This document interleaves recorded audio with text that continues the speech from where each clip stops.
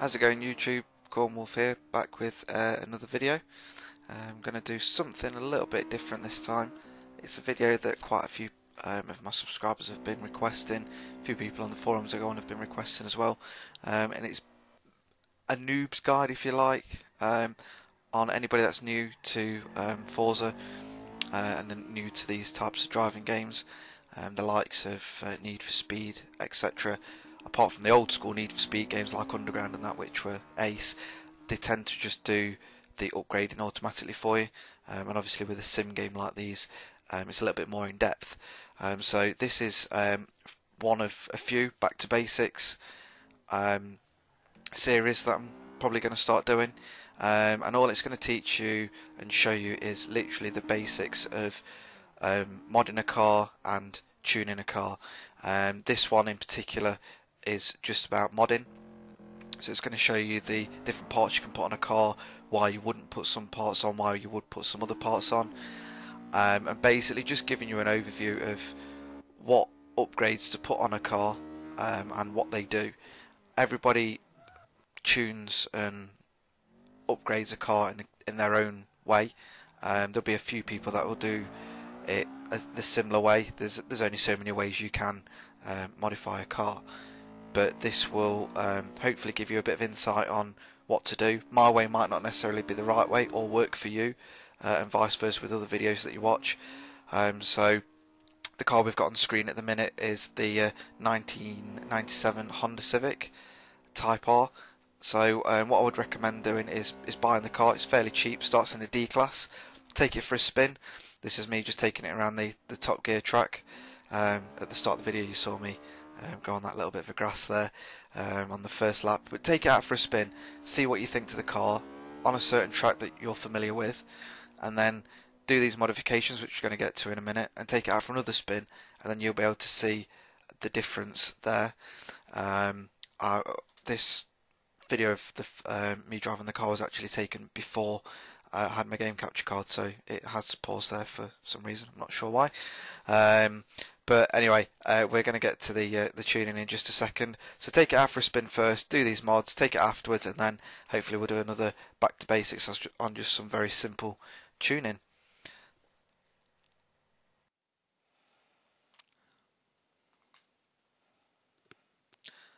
So here we are with the Honda Civic.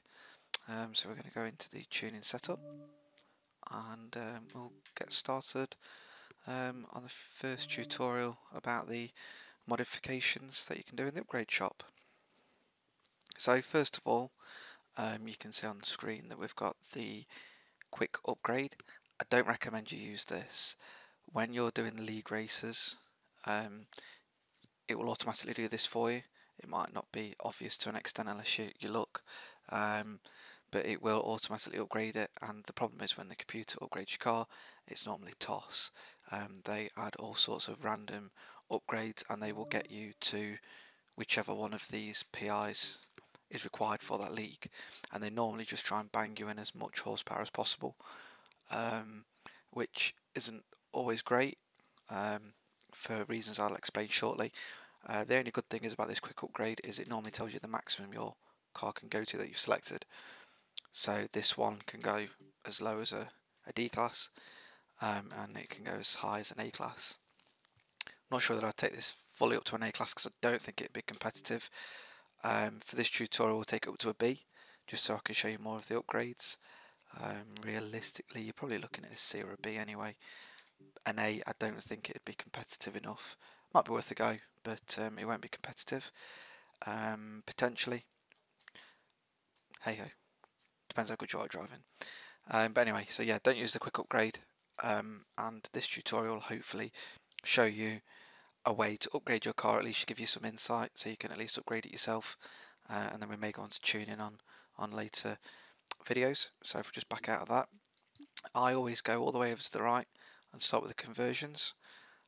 The reasons for this is because you can swap the engine out, give it more, less horsepower, and it sometimes can give you a significant PI jump, and it also can change the modifications that you have or can do to your car or to a particular engine. So if you start with these, then you're not going to be wasting money on certain upgrades to the engine, etc. So for this one, we've got a choice of 3, and if you look at the top right, you can see various changes happening. A word of warning if you are changing these, that sometimes you might not get a significant improvement in the stats, and it may also add weight. So if you push up on your D-pad, you can see whether it's taking off weight or adding weight. Some engines will take off weight, some will add, which comes with the horsepower, but sometimes you won't get a lot of horsepower compared to the weight it's adding in. Just something to look out for. Always check the stats. There's one car, I can't remember off the top of my head, that you will look at the engine swap and it's adding a lot of weight, and let's be fair, you don't need the weight. Pushing up again on the D-pad just gives you some more extra stats. It's nothing to worry about at this stage. It just gives you a very quick benchmark at where your car will be sat if you add various mods, and as you scroll across it quickly simulates and changes that. I'm going to push up again, go back to the standard view. Also just above where you can see the engine block, it's got the power, and it's telling you in horsepowers how much extra it's adding. So what we're going to do for this video, take it up to a B class. I'm going to put this engine in. Gives you quite a bit more acceleration, a bit more launch. Handling, although it's going into the red, and braking, it's not actually taking it down, and a bit more speed, so why not? So we'll add that, and we'll go back. Drivetrain swap, fairly obvious. Not all cars will have an engine swap, not all cars will have a drivetrain swap, not all of them will have an aspiration conversion as well. But it's always worth a look if it's there. It's up to you how you drive. I'm going to keep this as a front wheel drive car, but you can put it into a rear wheel drive or a 4-wheel drive, and obviously they come with various gains and benefits to driving, but for the standard of this video I'm going to keep this front wheel. And then your aspiration conversion, so this is where you can add a turbo or a centrifugal supercharger. I personally prefer the centrifugal supercharger. You can try a turbo. Normally you get quite a bit of horsepower, or eventually you can, from the centrifugal supercharger, but it doesn't upgrade the PI too much compared to what you're getting from the turbocharger here. So I'm going to go with this, but it's all personal preference. Again guys, with this tutorial, this is how I upgrade my cars to an extent. When I do upgrade them, I do a lot of swapping in and out to try and get as much power as I can. I'm just going to do this once, and so you get a brief understanding of what you need to do in terms of upgrading your cars. But you may do something slightly different. My way might not necessarily be right, it might not necessarily be wrong, and the same for you guys. It's just to give you an overview of what you can do with the cars, and if you've never upgraded before, it gives you a starting point. Then you can start to experiment for yourselves. I'll leave aero and appearance for now, and when we get to that I'll explain why. Tyres and rims, so I always go for handling over power, depending on the car. But 9 times out of 10 I always want the car to be able to turn the corners and get into the corners, rather than straight outright power, which then is great on the straights, but if you've got a chicane or quite a twisty corner and a twisty turny track, you're going to need the grip, and you're going to need to be able to swoop those corners and get the power down there. Although you might be racing a friend and he might be able to absolutely belt it down a straight, get to 200 odd miles per hour, you might be able to only get 180, but then when he stops, if he hasn't got decent brakes, he won't stop. If he hasn't got decent grip, he'll have trouble getting around that hairpin, such as on the Le Mans track. So he might get away from you on the straight, but when you get to the twisty bit on that track, you'll be able to at least catch up with him, if not overtake him. So I always go for race tyres, but it does vary depending on the class of the car as well. So the more horsepower you're putting into a car, the more you need to upgrade these steps. If you're doing a D-class car, you don't always have to upgrade the tyres as such that much, because you can't put as much horsepower in, but each to their own, depending on what kind of driver you are. So I'm putting the race tyres on here. Going to leave the other bits for now. We'll shoot back over those when we come back. This is literally the way I upgrade my cars. The clutch, I don't upgrade the clutch. I use manual gears with a manual clutch. If anybody's interested in a video on that, have a search on Google and have a search on YouTube for that. If you want me to do a video on how I change gears, feel free, leave comments. I'm happy to do a video on that. It's pretty straightforward. It's tricky to get the hang of to start off with, but the benefits you get from doing manual gears on especially a simulation racing game are phenomenal. It can help you slow down, it can help you get traction in corners, etc. So I don't upgrade the clutch. You can upgrade the clutch if you want. So this is giving you, if you put the full race clutch on, it gives you 5 extra points. So it's just something to bear in mind. I'm leaving it as stock because it won't affect how I change gears. Transmission, I always put on race. That allows me to adjust every single gear ratio for tuning. You can do the sports transmission, which basically just allows you to tune the final drive, but I always try and put the race in where I can. Driveline I leave for now, which we'll cover later. Differential, I will always put race differential on. It doesn't change any of the PI on the car, and basically what the differential does is allow you to tune the car so the wheels turn at slightly different speeds. If they turn at the same speed at the same time, that's when you'll get the spin out. And what the differential does, this is in a nutshell and not 100% technical, but it allows the wheels to turn at slightly different speeds to each other to keep you straight when turning corners. So when you're accelerating and decelerating, there are videos that go into a lot more technical jargon than that, but basically that's what a differential does. So it helps your car, especially if you're on a rear-wheel drive and you need to tune that out. So we go to platform and handling. For the brakes, I'll always put the race brakes on. This allows you to change the brake bias, so whether you've got more brake to the front, to the back, and also the pressure, so you can actually add extra pressure. So when you press the brake, you can brake later because you get that extra pressure. Might cause you to skid a bit more, but it depends. So we'll put those on. Springs, go with the race springs again, allows you to adjust the height. It automatically does it a little bit anyway, but it allows you to adjust the height and also allows you to tune the springs so you can tune how you turn into the corners. Anti-roll bars, always race. Again, this allows you to stop the body roll of the car from the front and the rear, so we'll put race on them, and basically you tune that so if you're getting more body roll, so the weight of the car is actually moving, and you can stop that to stop you oversteering or understeering into a corner. The roll cage is a bit of a tricky one. Although it might give you a little bit of extra handling, it can add quite a bit of weight. So that's taken us up to just over £2,500. Without it, we're on 2,451.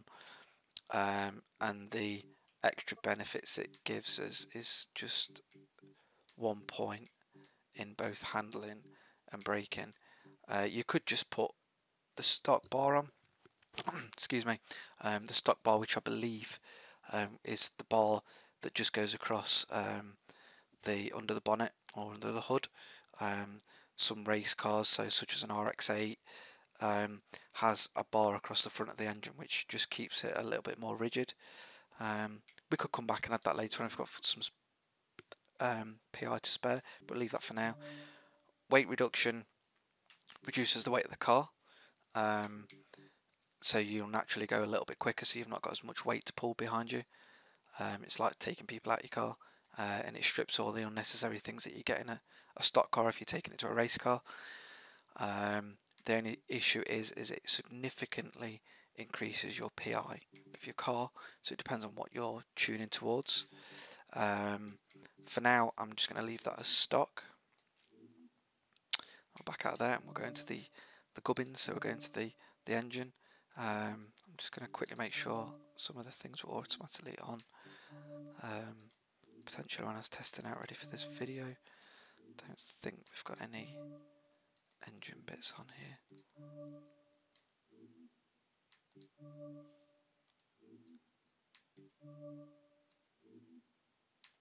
Just bear with me.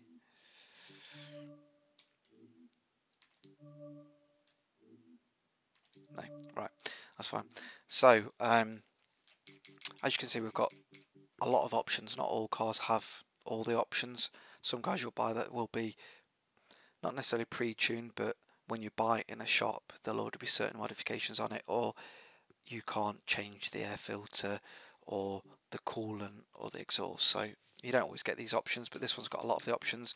And as you can see, we've got the centrifugal supercharger that we can upgrade here as well. If you were to pick the turbo, that will obviously change for a turbo. Two things to be aware of here is the intercooler and the oil and cooling. Only upgrade them if you want to completely max out the car. From various sources that I've read and videos that I've watched from the likes of Stellistic, etc., these only add weight as opposed to giving you extra horsepower. They do give you a little bit of extra horsepower, but the power they give doesn't outweigh the extra weight it gives you. So unless it's a necessity because you want to completely max out the car, I wouldn't bother upgrading these. The flywheel literally strips off weight. It doesn't give you any other performance boosts other than the weight. So it's something that you can add later, which we'll come across in a bit. If you've got a few PI points spare, but we're back out of there for now. I always tend to go with the big upgrades first, because they'll offer you the most horsepower. It's always a good idea to check them all, but 9 times out of 10 your big ones will be your turbo or your centrifugal supercharger. Your camshaft will always be a big upgrade, and then it's basically anything from the exhaust up to there, normally your big ones, these as well, but mainly centrifugal supercharger, pistons, displacement, valves, camshaft, exhaust, and then they kind of get a little bit lower as they go down. So I'm going to go with the centrifugal supercharger first, because that gives us 25 horsepower, so put that on. And that was, that was the sport centrifugal supercharger. I'm going to go across to the camshaft to see what we can add. Now we can get the big one in. Yeah, let's go with that. I'd always recommend that if you can put the best one in that you do, especially with these bigger ones that give you the more horsepower, just because you're going to get more benefit out of it. But again, it all depends on you as a driver and how you want to tune your car. So I'm going to put this on, and that's installed. So we're at 595, so there won't be a lot else we can add to this. The exhaust takes us over. Most of these are going to take us over. Air filter might not. So the air filter takes us bang up to 600. So we'll put that on. So also that takes us full onto a B class. Now the reason why I said about leaving the flywheel is because, okay, it's not done it this time, but sometimes some of the weight ones you can add sneakily at the end. Well, I say sneakily, I guess this could be classed as a pro tip maybe. There are certain things which I'm going to cover in a minute when we're back out of here, that you can take the weight off, and it's not actually going to affect our PI, so we can save weight.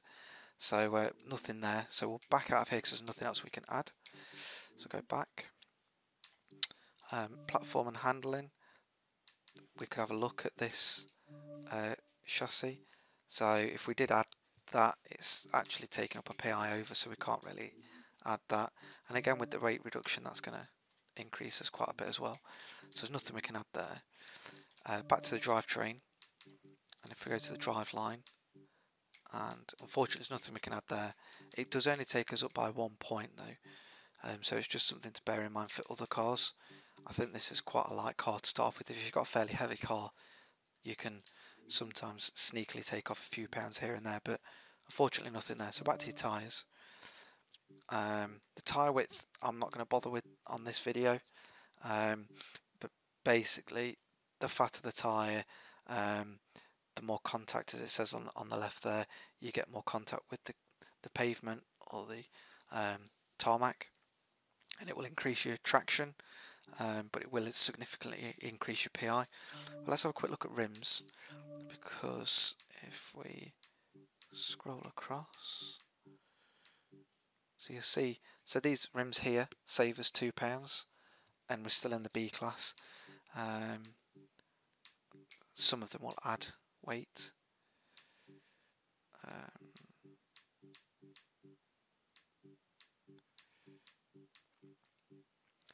Just scroll across, so it looks like £2 is about where we're at in terms of maximum weight that we can shed. So I'm going to go back and I'm going to put them on. They look pretty cool, so I'm going to add them. And as you could see, the stats went up slightly then because we're saving that little bit of extra weight. You can adjust the sizes, and obviously they give you bigger wheels.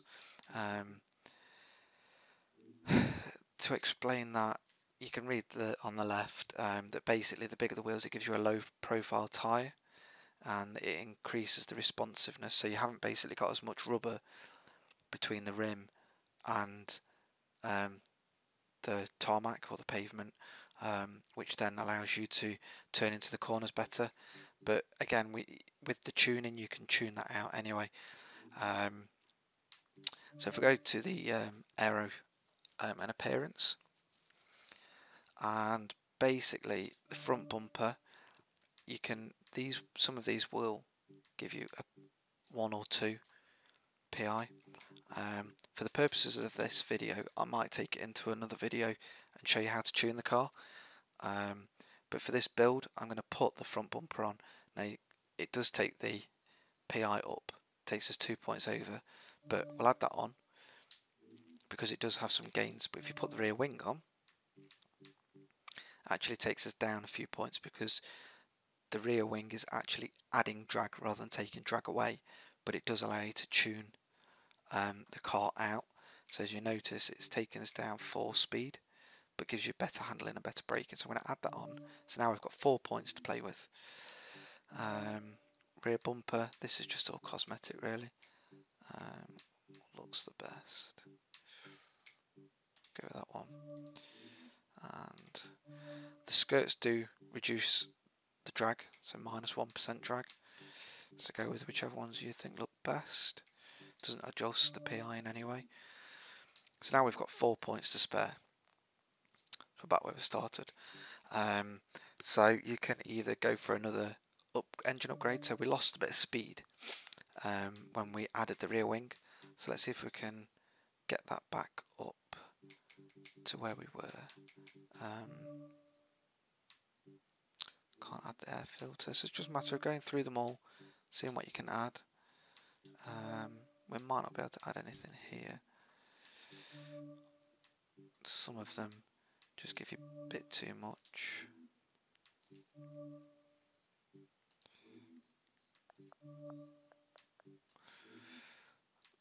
Doesn't look like we're going to be able to get a performance increase.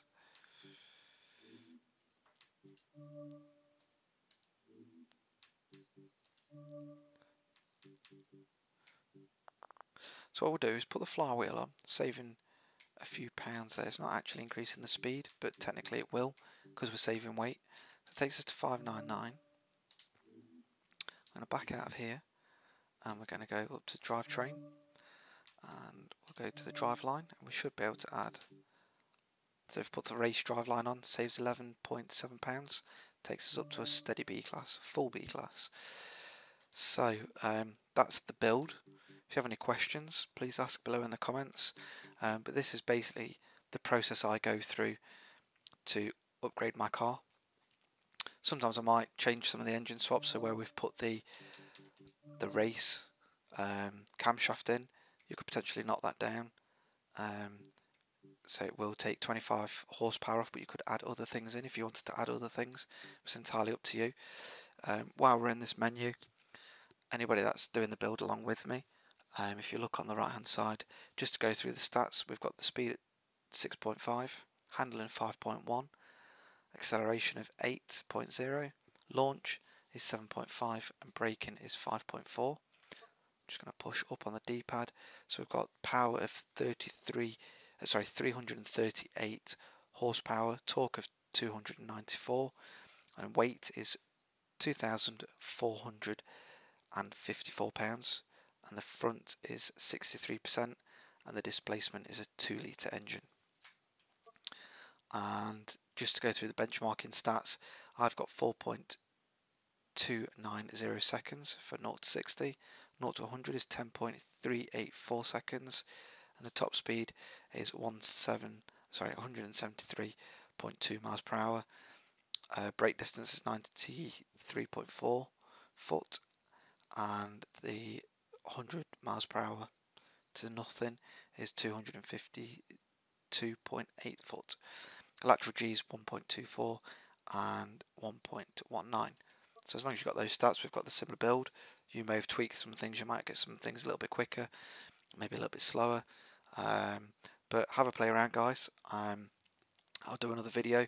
Another thing to do if you're first modding a car is take it out on an initial test drive before you mod it, then take it out on a run with the mods on, and you'll see the difference, you'll feel the difference, and you'll be able to get a bit of understanding of what difference it's made to the car from stock, and then we'll look at tuning that. So until next time, please like, subscribe, any comments below, and hopefully we'll get to a tuning video shortly.